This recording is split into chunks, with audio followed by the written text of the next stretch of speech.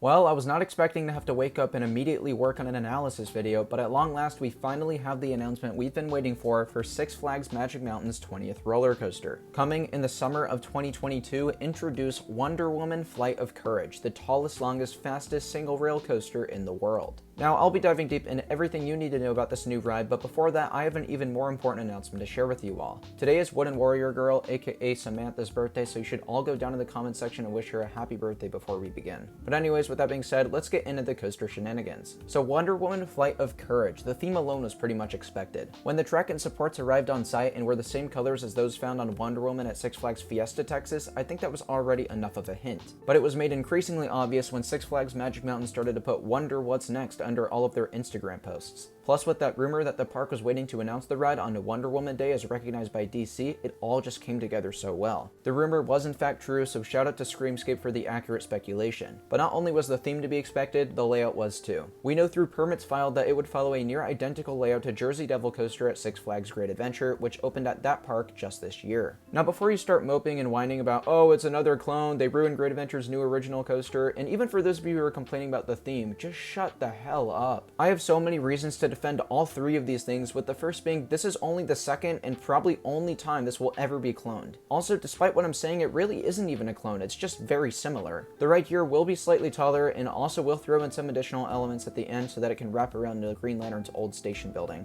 And as for the theme, I think the Wonder Woman thing is great and one of the better DC themes out there. It's the reason as to why there's this big ass W alongside the lift hill and why it'll probably have some above average Six Flags theming. Also, the last coaster we got in West Coast Racers had an entirely unique theme and name, so I don't think it's anyone's right to complain about the theme of all things. Now, the last thing I want to say, and this is probably the biggest reason why you shouldn't care about the whole clone thing, is because ain't no one who's been to Great Adventure in recent months is also going to be coming down to Magic Mountain really at any point in their lives. You have to remember that the last thing on these parks' mind are roller coaster enthusiasts, as we only make up a tiny fraction of their attendance numbers. At the end of the day, I think we should all be happy that we are getting such a great quality roller coaster for Magic Mountain's 20th coaster. I think it's going to be a fantastic fit for the park, and I know people from all over will be traveling to get on it. With that being said, I say we should now get into the layout. The only problem is that the park has not yet released a POV for this ride, probably because I'm writing the script so damn early. But we can break it down nonetheless because it's going to be matching Jersey Devil's layout almost exactly, at least for like the first 98% of the ride. So while talking about it so that you don't have to watch the same thing over and over again, I'll be showing footage of Jersey Devil Coaster for representation. You'll begin by taking a right-hand turn out of the station up into your 131-foot tall lift hill. This will officially be making this ride the tallest RMC single rail Raptor coaster in the world, as it's a single foot taller than Jersey Devil. You'll then decline a near vertical 87-degree drop, which I'm sure will give great airtime in the back rows.